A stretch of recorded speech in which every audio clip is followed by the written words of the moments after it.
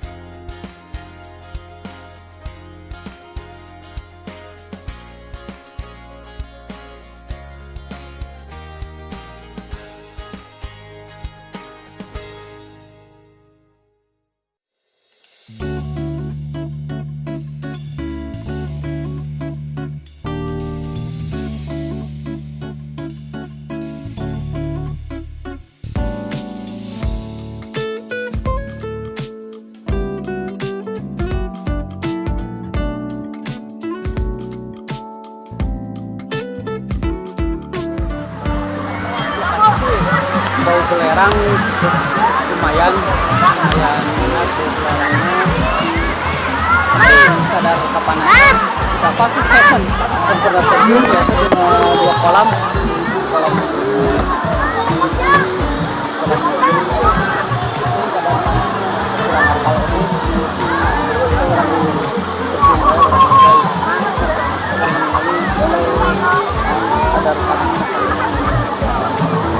Bang, panas tuh saya kan? Bang. Bang. Panas sih.